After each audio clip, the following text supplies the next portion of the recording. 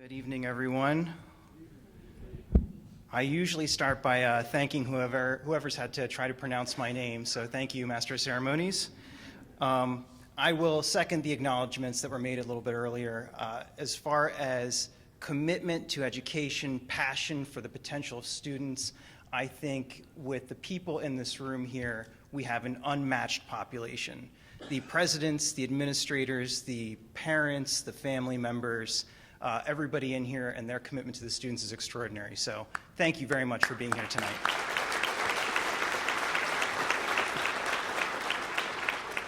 A couple more acknowledgments that I'll add on. One for the people who are already standing in the room. An event like this can't happen unless the people working at the hotel can fill our drinks and make our food and wash our dishes. So to the Hilton staff, thank you very much for everything you're doing tonight.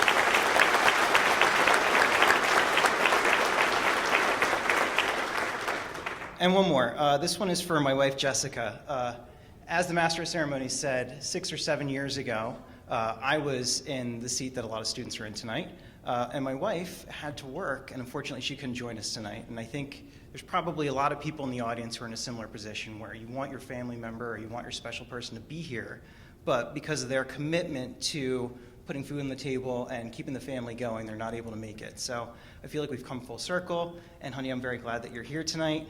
So thank you very much for all the family members too. All right. But maybe most importantly, honored students, it is a pleasure to join you tonight and to serve as a speaker for this event. As I just said, I was in your position a few years ago, and as you can expect, I never ever imagined that I'd be up in front of you today giving this speech. So to the students, I am profoundly humbled. I consider myself very lucky, and I am very, very, very grateful for the opportunity. I am not one for formalities, so I'm going to rely on a time-tested approach and just talk you through a few stories. These stories are going to be about who I am and how I got to this stage, and I hope in hearing a few short stories, you're going to find that we have a lot in common. And since we're just getting to know each other, I'm going to start with one that breaks the ice a little bit.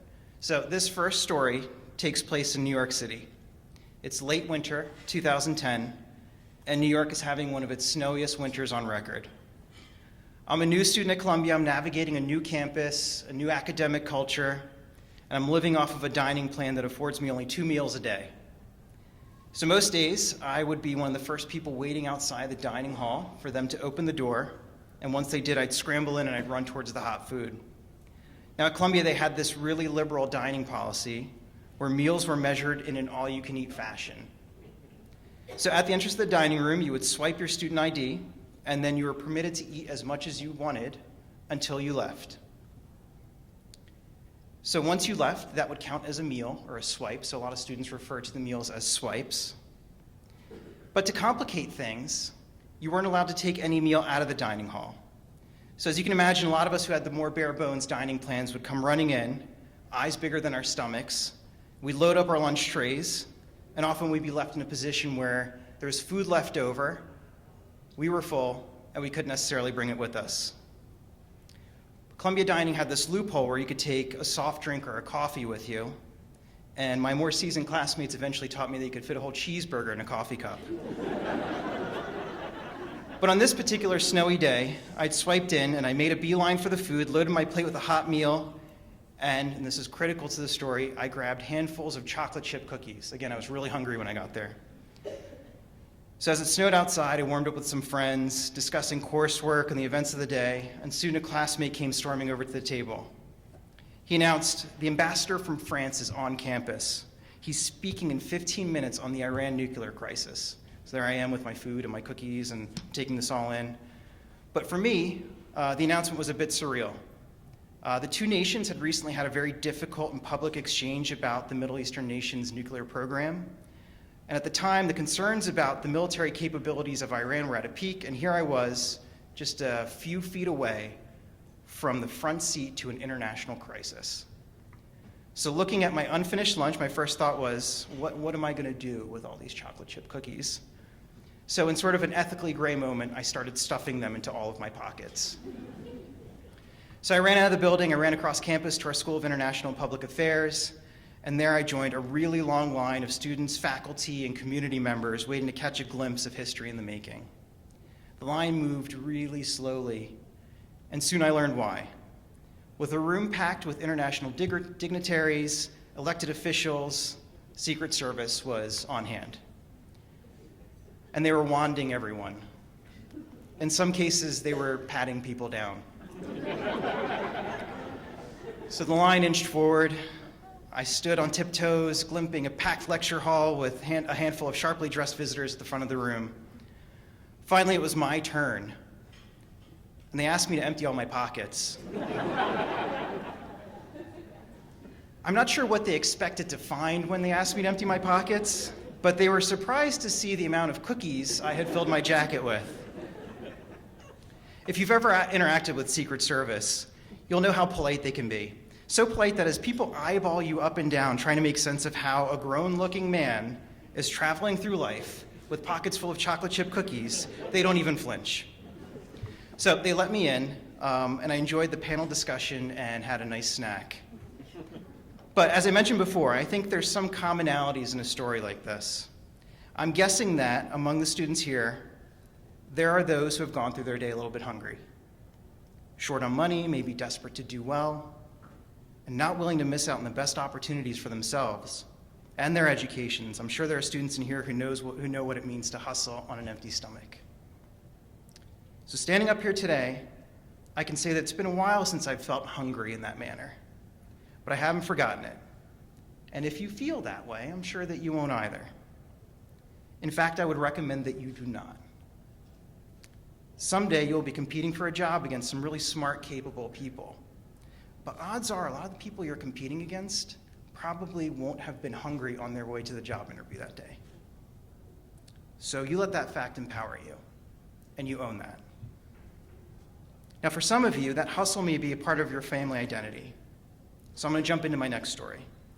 In the 1980s in Poland, where I was born, it was a socialist country, entirely under the control of the Soviet Union. My mom and dad were new parents seeking a little opportunity for themselves. And over the course of a few months, my dad got a working visa and managed to get out of Poland. After some more paperwork was processed, my mom was able to join him, bringing me along. The family rendezvoused in Sweden. In Stockholm, my mom and dad worked with an American charity, the Lutheran Children and Family Service. LCFS was hard at work smuggling families out from behind the Iron Curtain and putting them into better living situations. They gave my family 3 options. We could pick a move to South Africa, Australia, or the United States. My parents were already leaning towards the US, but my dad, reflecting on what was the biggest decision of his life, walked to a nearby bookstore and wandered to an aisle with travel books. My dad did not speak or read any Swedish, so he managed to track down some help and got travel books about all of our potential destinations. He collected the stack of books and took a seat to reflect on his choice. All he could do was look at the pictures. One after the other, he examined each. On the cover of the book about South Africa, a pack of zebras wandered in a sunny field. On the cover of the book about Australia, a group of kangaroos hopped along in front of what used to be called Ayers Rock. And on the cover of the book about the United States, a convertible drove along Miami's South Beach with young guys and girls roller skating with surfboards under their arms. According to my dad, at that point, he had enough information to make his choice.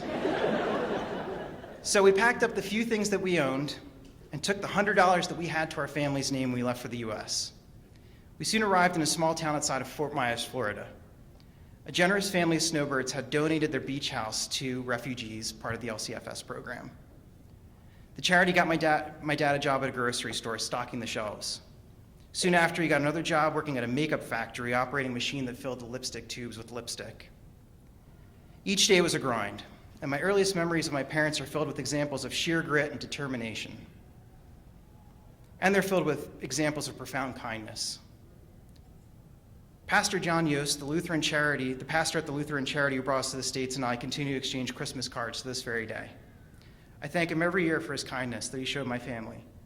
And I use the grit in those early days to pay it all forward, however I can, whenever I can.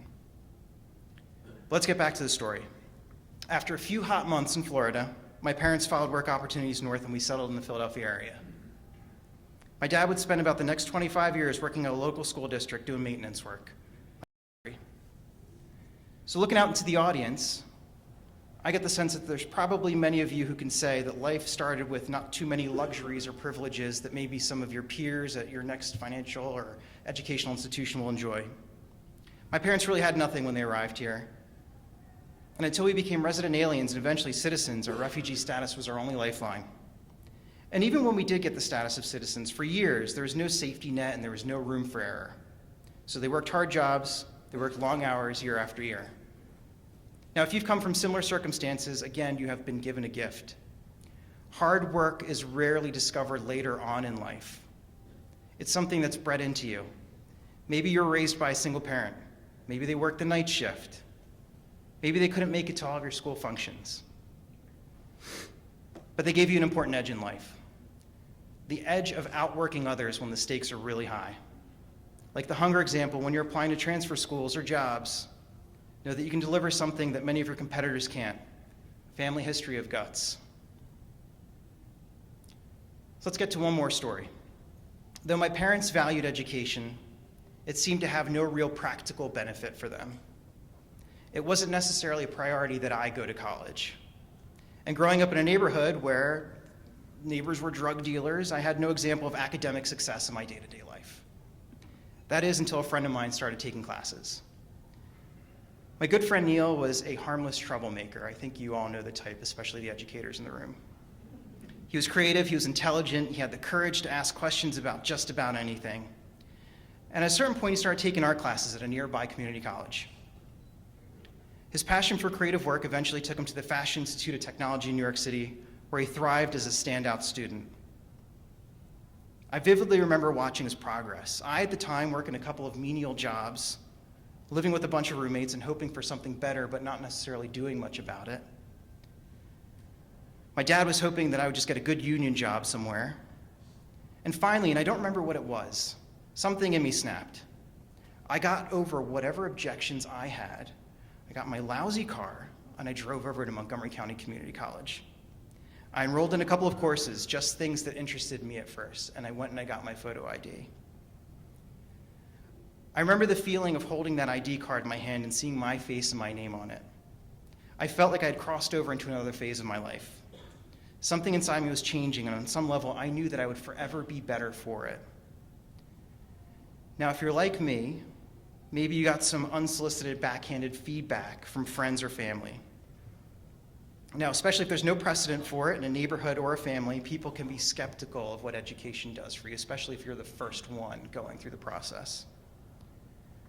People across the spectrum are still misguidedly suspicious about returning students, or if you're a little bit older going back, people are quick to question you. So here's something I heard a few times. What's the point? Setting aside whatever misguided criticisms people have about education, I think they meant something different from what they were saying.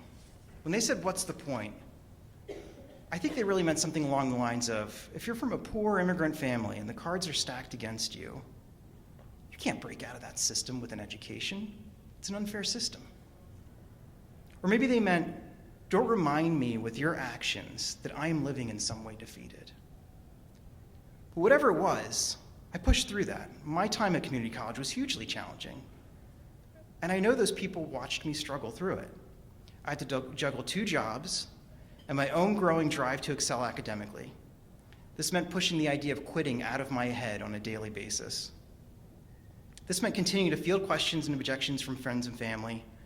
This meant believing about something inside of me, getting me out of bed after a few hours of sleep, going to work, going to class, and sometimes going back to work again.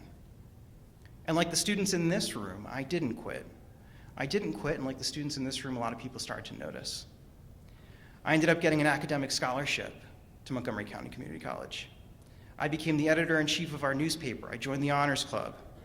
I joined the Writers Club. I joined a number of activities. I was named to the All-PA academic team. I was a Coca-Cola Silver Medal scholar. And then somehow I transferred to Columbia. I graduated from Columbia near the top of my class with Latin honors. I earned departmental prizes in my major, was named a Phi Beta Kappa. And if you saw me smiling on graduation day, it's because I got a job. I joined Vanguard right after leaving school, starting in a rotational management program. I worked my way through that, earning a couple of promotions, and landing where I am today in our amazing portfolio review department. I'm on a team that helps create our global product offerings, launching mutual funds and ETFs around the world. It's a long way from a refugee status in the 1980s. So, to close, I want to make an offer to the students in the room. If there are two enduring themes in my life and my talk, it is grit and kindness.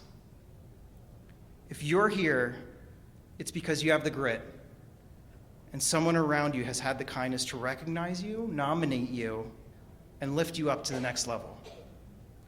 But the wonderful people at your community college only have so much time in a day. I've had a number of wonderful, impactful mentors who have made a wonderful, huge difference in my life. And if you are in need of one, I will be that guy for you. If you need somebody to talk through your transfer applications to your next school, to brainstorm about coursework, to plan for job interviews, or if you just need somebody to vent to who's been in your seat, I'll hang around if you'd like to chat face-to-face after the program. But if you're unable to chat, I will now give you my email address. And my wife suggested that I come up with a new email address rather than just yelling my personal email address into a microphone in a public space. So here we go. And this isn't a plug for my resume or anything. silverscholar2009@gmail.com. silverscholar2009@gmail. That being said, to the wonderful educators, administrators in the room, thank you. And to the students, I am tremendously proud of you, and I have got your back. Just reach out. Thank you, everyone.